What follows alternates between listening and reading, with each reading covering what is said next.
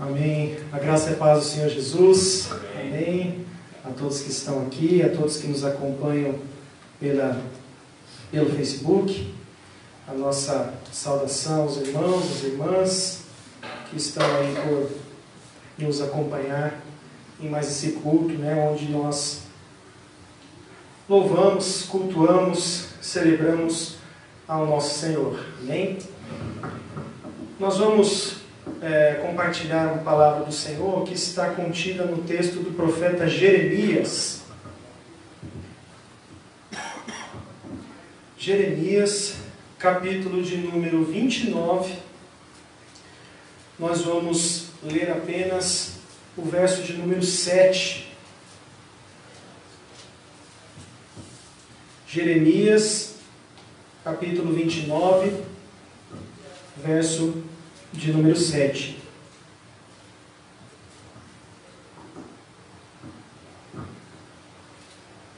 Diz assim a palavra do Senhor: E procurai a paz da cidade, para onde vos fiz transportar em cativeiro, e orai por ela ao Senhor, porque na sua paz vós tereis paz. Vamos orar? Senhor, obrigado pela tua mensagem, que o Senhor use a minha vida como um instrumento fidedigno do teu querer, que o teu Santo Espírito transmita aos nossos corações, assim como o Senhor tem já ministrado ao meu coração, para todos aqueles que escutarem a mensagem desta noite, que venha de encontro segundo a tua vontade, o teu querer, em nome de Jesus. Amém. Meus irmãos, o tema desta mensagem é a escolha dos governantes como reflexo dos cuidados dos cristãos pela cidade. Tema grandinho, mas muito pertinente com o momento ao qual nós estamos vivendo. Não poderia passar em branco, deixar sem falar alguma coisa nesse sentido, Primeiramente, no contexto do trecho aqui que nos serve como base para a reflexão de hoje, a nação de Israel ela estava na Babilônia, ela estava no cativeiro.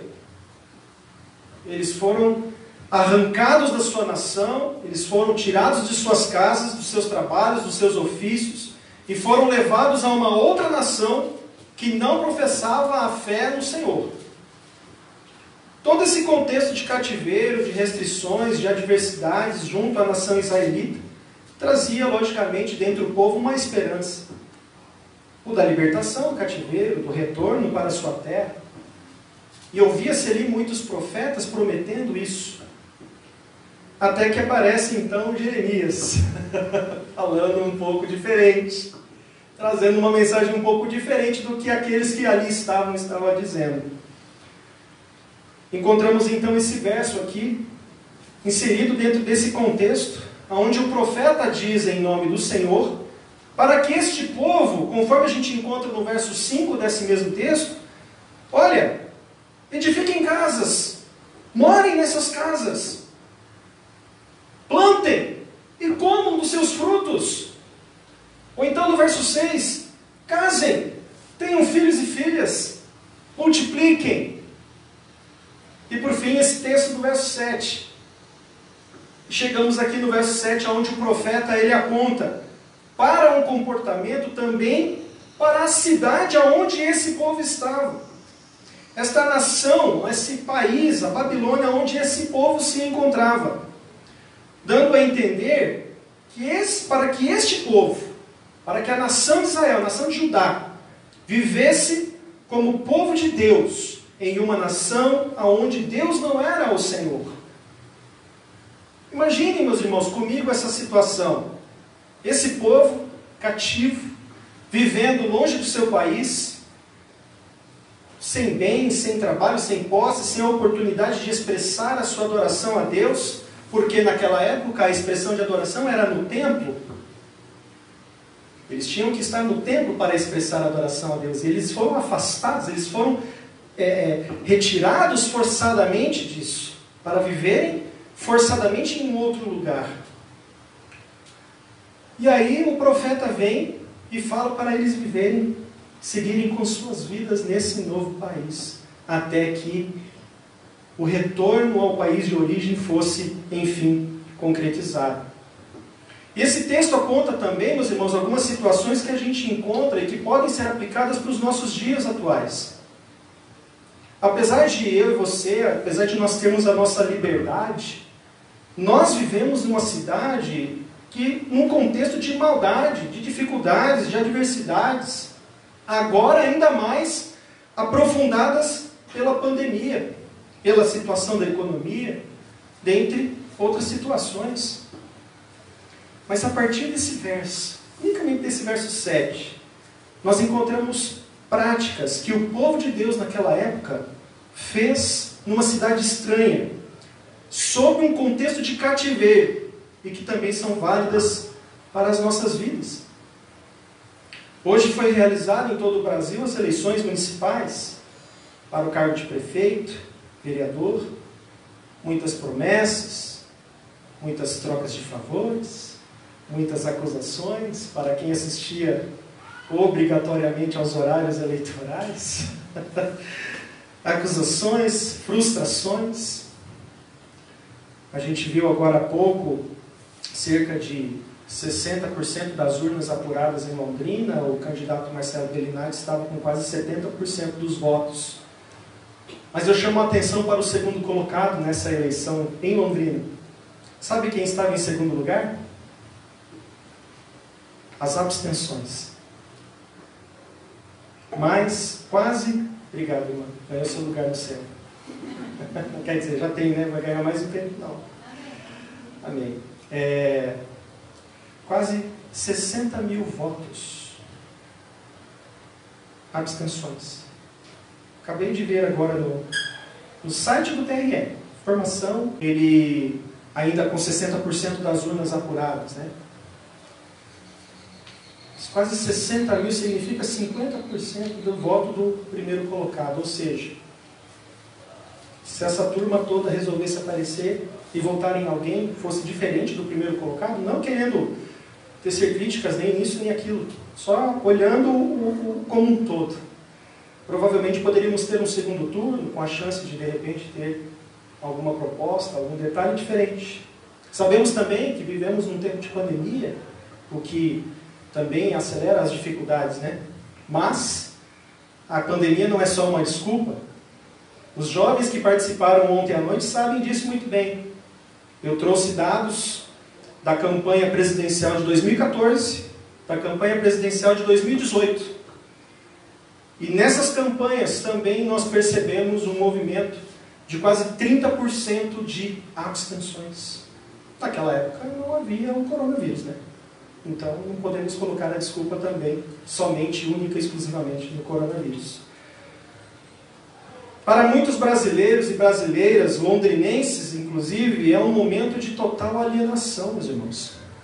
Apesar da obrigatoriedade do voto, por causa do valor da multa, né, de repente ser valor baixo, muitos deixam de participar nesse dia. Ou simplesmente anulam ou votam em branco. Nem para eu me candidatar, né? O Denis está até falando ontem, vota no branco, né? Brincadeiras à parte. Se eu me candidatasse, eu teria até um slogan de campanha, né? Não vote em branco, vote no branco. Seria uma campanha, né, um slogan forte, né? Poderia, de repente, atrair aí, chamar a atenção de alguns eleitores meio indecisos, né? Mas não é esse o meu chamado. Mas a partir desse nosso texto base, a gente vai trabalhar em 3 ações que nos levam a uma reflexão das nossas práticas como cristãos e cristãs, como igreja do Senhor Jesus, em nossas cidades, em nossas realidades e em tempos como o que nós vivemos hoje nas eleições. Vamos então à primeira delas, que está aí dentro do verso 7, dizendo: procurai a paz da cidade. Em algumas Bíblias, em algumas expressões, né, em algumas traduções, podemos encontrar a expressão empenharmos pela prosperidade da cidade que te exilei. Também é uma expressão comumente encontrada em outras traduções. Trata-se, né, meus irmãos, de uma ação, como a gente tem visto, pouco comum, incomum, visto se tratar de todo esse contexto aqui de exílio que nós estamos falando dentro do povo, um contexto de adversidades, um contexto de você estar fora do seu país de origem à força. Você ser obrigado a abandonar o seu país e ter que morar em um país diferente, cuja cultura não professa a fé no Senhor. Muito pelo contrário, né? Mas ainda assim, essa foi a ordem do Senhor a esse povo. O povo de Israel deveria se esforçar para que a cidade prosperasse, para que a cidade tivesse paz, para que a cidade tivesse harmonia. No que isso consiste? Nós podemos encontrar aqui, como a gente falou no início, os versos 5 e 6, algumas destas práticas. Construir as nossas casas, formarmos nossas famílias, cuidarmos das nossas famílias. Multiplicar-se. O autor Moody, ele complementa: esta ordem, muitíssimo incomum, foi dada com vistas ao bem-estar do povo. A aderência dos judeus a este princípio de lealdade ao governo da terra na qual vivem é um dos motivos de sua sobrevivência no mundo até os dias de hoje. O povo judeu viveu em várias nações diferentes ao longo da história, mas eles não perderam a sua identidade. Eles não perdiam a sua fé, a sua identidade. Por isso, hoje é um povo que ainda é numeroso, ainda é relevante dentre aqueles que seguem, que professam a fé em Deus, em um único Deus. Porém, mesmo no contexto de exílio, esse povo estava sob os cuidados do Senhor. Deus queria que eles seguissem com suas vidas, com suas famílias, no seu modo de vida, para que fossem um modelo para toda a Babilônia. Trazendo aqui para o nosso contexto, meus irmãos, nós somos também chamados, nós somos chamadas a nos esforçar para que a nossa cidade prospere, para que a nossa cidade também tenha paz.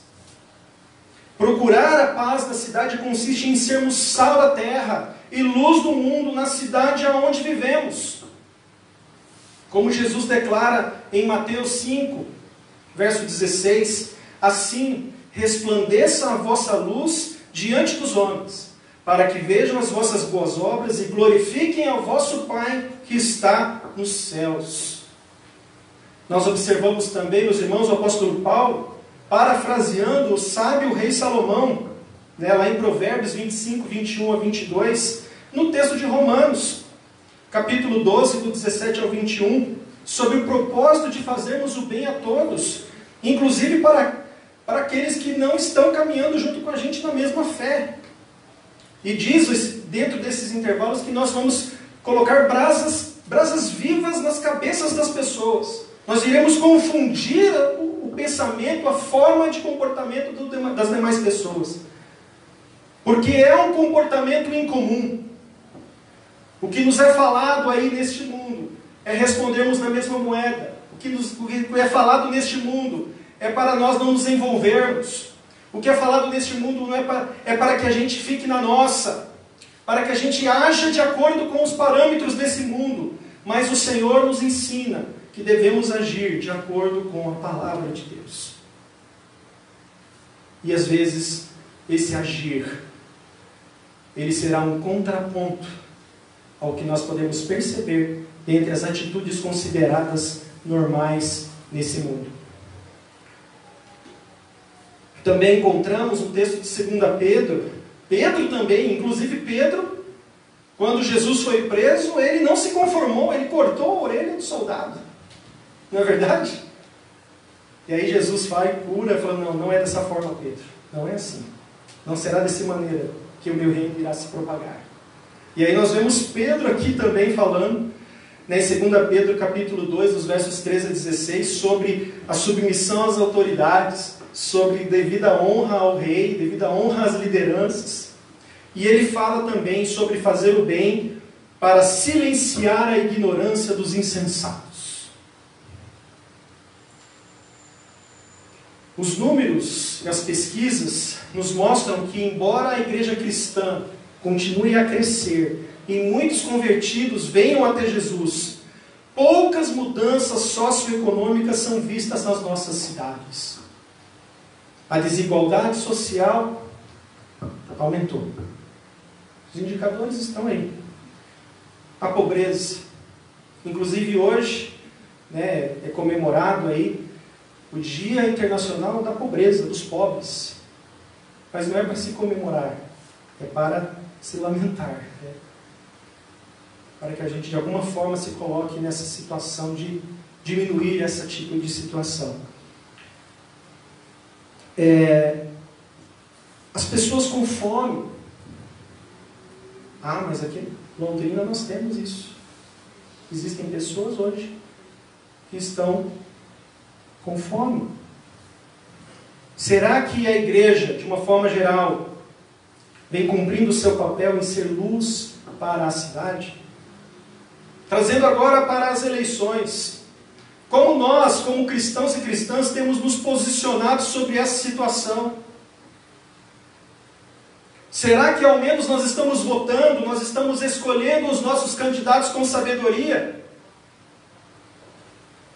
Podemos perceber aqui quase 60 mil eleitores que não votaram.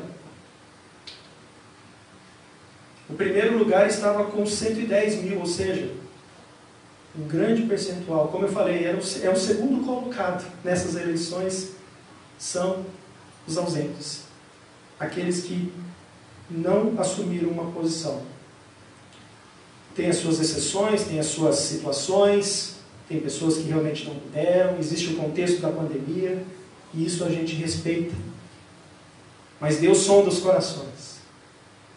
E nós estamos aqui exatamente para trazer isso à tona, trazer isso à luz, para que o Santo Espírito do Senhor trabalhe em nossos corações, para que haja sinceridade em nossos corações com relação a esse tipo de situação. Nós encontramos diversos textos na palavra do Senhor reforçando sobre a nossa obediência às autoridades, sobre o nosso comportamento frente às lideranças que são colocadas nas nossas administrações. Quanto mais, então, na escolha dessas pessoas, não é verdade? O voto é uma atitude cidadã. Custou o sangue de muitas pessoas. Custou a vida de muitas pessoas para que nós chegássemos à situação e à realidade que nós vivemos hoje. Da democracia. Como não participar da escolha dos candidatos para a nossa cidade? Nesse contexto, nós, eu e você, como cristãos e cristãs, nós devemos pensar e agir diferente do que se observa no mundo. Tal qual o povo de Israel aqui no contexto do exílio.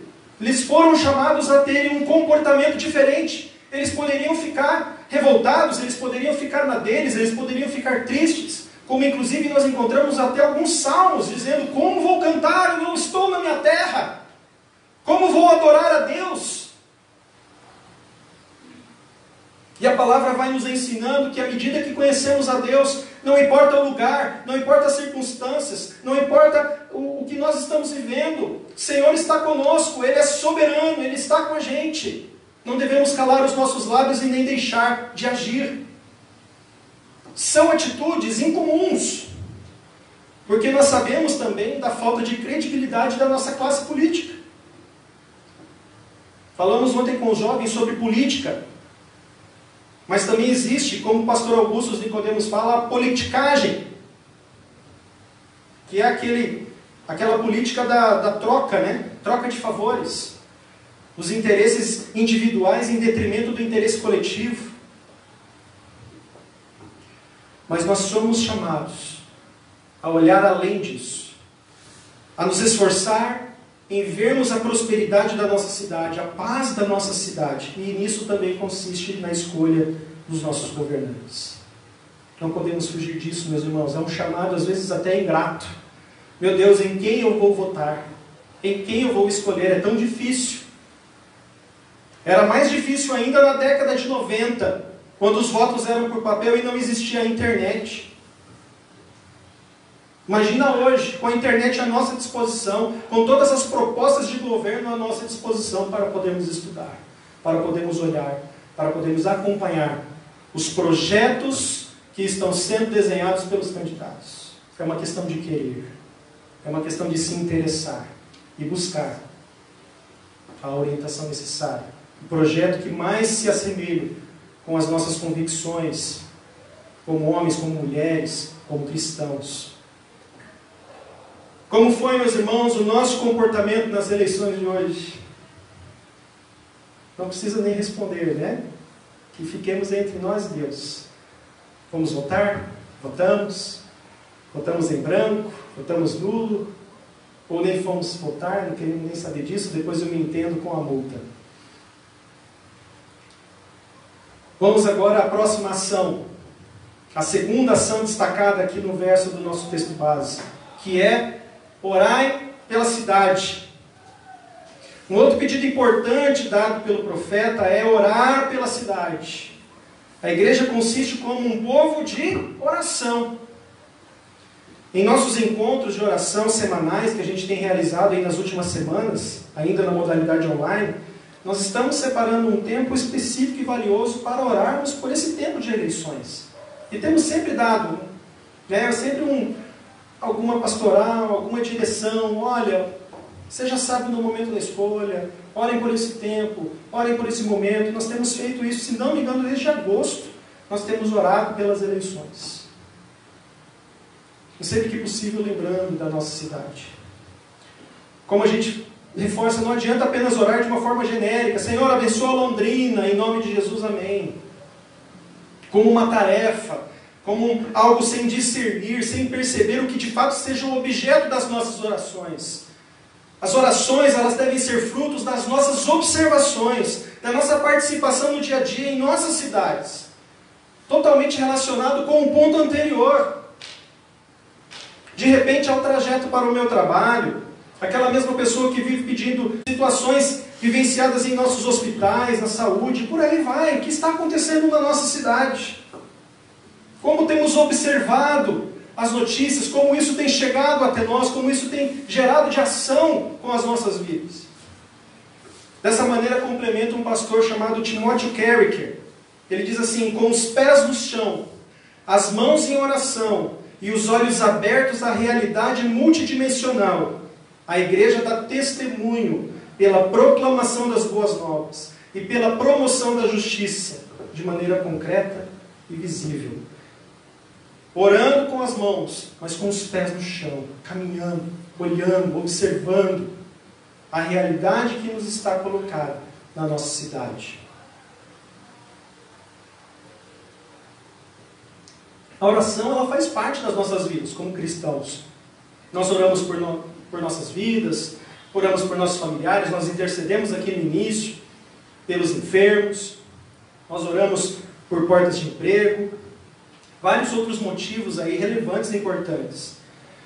Mas a gente encontra um texto em Ezequiel, capítulo 22, verso 30, que diz assim: e busquei dentre eles um homem que estivesse tapando o muro, e estivesse na brecha perante mim por esta terra, para que eu não a destruísse, porém a ninguém achei. Notem, meus irmãos, minhas irmãs, que o profeta Ezequiel coloca essa questão de colocar-se na brecha pelo Senhor por esta terra. Essa expressão muito conhecida quando nós vamos interceder, né? Vamos nos colocar na brecha, meus irmãos. Quem já ouviu essa expressão, né? Mas aqui, olhando no profeta Ezequiel, quando ele fala em nome de Deus para encontrar alguém, era encontrar alguém para se colocar na brecha pela terra, pela nação, pela cidade.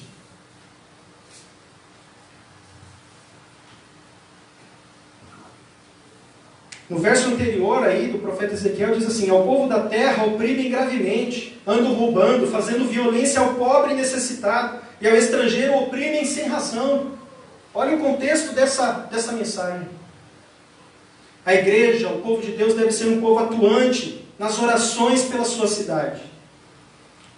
Quantos de nós, meus irmãos, se levantaram para orar pela nossa cidade no período de eleições e se colocaram e têm se colocado na brecha pela nossa terra? Temos um dos textos mais conhecidos que nós sempre nos lembramos, segundo Crônicas 7,14. Se o meu povo, que se chama pelo meu nome, se humilhar e orar, e buscar a minha face, e se converter dos seus maus caminhos, então eu ouvirei dos céus e perdoarei os seus pecados, e sararei a sua terra. Notem as relações aqui. Se o meu povo orar, sararei a sua terra. Existem aqui outros pré-requisitos também interessantes, importantes e imprescindíveis. Mas eu estou trazendo aqui à luz isso, que também é, de fato, muito importante. Um olhar de compaixão para as nossas cidades. Um olhar de sabedoria para com os nossos governantes, para as estruturas, para as dificuldades. Nós somos chamados, meus irmãos e minhas irmãs, para uma nova mentalidade de intercessão pela nossa cidade. Nós encontramos também lá o apóstolo Paulo dizendo para Timóteo, em 1 Timóteo capítulo 2, verso 1, um dos textos bem conhecidos também, falando para Timóteo: antes de tudo, que se façam súplicas, orações, intercessões e ações de graça por todos aqueles que exercem a autoridade. Como temos feito uso das nossas orações pela nossa cidade, pela nossa liderança, pela escolha dos nossos governantes, meus irmãos e minhas irmãs. Vamos agora à terceira ação, destacada no verso 7, que Jeremias fala: e vós tereis paz. É o terceiro ponto. É a terceira ação aqui destacada pelo profeta. Agora percebemos uma consequência direta das duas ações, das duas primeiras ações. Nós teremos paz. Nós teremos paz. Nós teremos prosperidade. Mas não estou aqui falando da prosperidade material, da abundância de riquezas, mas do que Paulo também afirma em 1 Timóteo, capítulo, agora no verso 2, quando ele fala o seguinte, aqui no capítulo 2, no verso 2, ele fala assim: para que tenhamos uma vida tranquila e pacífica, com toda a piedade e dignidade. Em nosso texto base, o que o profeta diz aqui, em nome do Senhor, é que quando nos esforçamos em fazer o bem pela nossa cidade, quando nós resplandecemos a luz do Senhor para a nossa cidade, quando nós oramos pela nossa cidade, como Paulo recomenda a Timóteo, quando nós como igreja participamos ativamente do dia a dia de nossa cidade, inclusive nas eleições, a nossa cidade prospera, vive em paz. E isso retorna como consequência para mim e para você, como Paulo detalhou para Timóteo, aqui no verso 2 do capítulo 2 de 1 Timóteo. Não devemos pensar nisso como um fim, como um jogo de interesses, mas nós temos essa consequência. Quando a nossa cidade é beneficiada por sua igreja, nós também, como habitantes dessa cidade, também seremos beneficiados. Não devemos nos empenhar pelo bem da nossa cidade visando um benefício próprio. Isso é politicagem. Ou até mesmo pelo medo do mal, pelo medo das consequências. Mas como diz lá Paulo em Romanos 13:5, nós devemos fazer isso como consciência e não por medo da consequência. Por sermos povo de Deus, isso deve ser natural do povo de Deus. Isso deve refletir a partir da igreja. Por isso o povo que estava cativo, no contexto de Jeremias, entendeu que eles precisavam seguir com suas vidas nessa terra estranha. Nesse contexto eles viveriam em paz, em prosperidade, mesmo em um contexto de exílio. Muitos irmãos e irmãs aqui conhecem o legado do reformador Calvino, na cidade de Genebra, na Suíça. Diz a história, Genebra era considerada uma cidade repleta de imoralidade, de vários problemas. A partir do trabalho de Calvino, junto com, logicamente, com uma grande equipe, um grande conjunto da igreja, esta cidade começou a ser um refúgio para pessoas que sofriam perseguição por causa da reforma. E como fruto desse trabalho, até hoje a cidade de Genebra é considerada uma cidade modelo. A Universidade de Genebra, até hoje, foi fundada por Calvino e até hoje está em funcionamento, é uma referência para o mundo inteiro. Nós podemos também perceber a atuação da igreja nesse sentido no Brasil, Até mesmo na nossa cidade. No Brasil, por exemplo, nós temos a Faculdade Mackenzie, que foi fundada pela Igreja Presbiteriana do Brasil.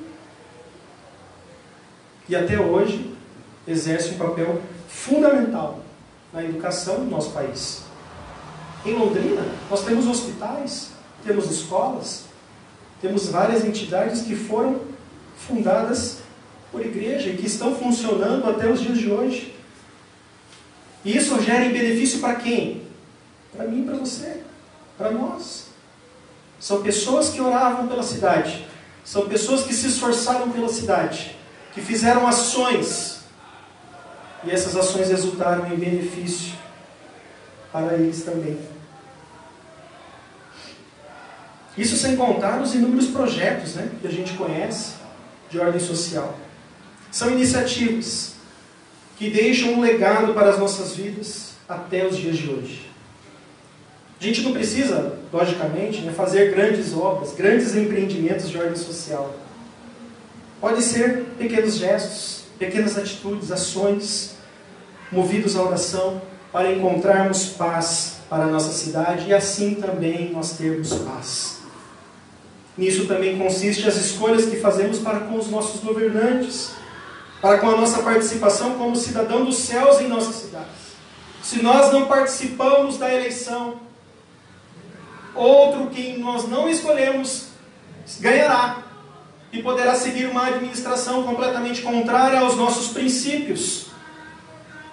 E a consequência nós vamos ver ao longo dos próximos anos, em sofrimentos, em mais pobreza, em mais desigualdade, e assim sucessivamente. Porque dentre das ações que nós não deixamos, que nós não fizemos, foi a escolha. Definirmos um candidato, alguém que pudesse estar em consonância com os nossos valores. Concluindo essa reflexão, meus irmãos, nós vamos para as aplicações. Hoje foi um dia importante para a nossa sociedade. Os nossos governantes sendo eleitos pelo povo para administrar o município pelos próximos anos. Que nós sejamos, meus irmãos, agentes de paz para a nossa cidade. Que nós possamos nos esforçar. A questão da escolha do voto, não é uma única ação, não é apenas isso. Mas agora também entrará a nossa ação em também cobrar aqueles que foram eleitos. Fiscalizar aqueles que foram eleitos. Acompanhar aqueles que foram eleitos.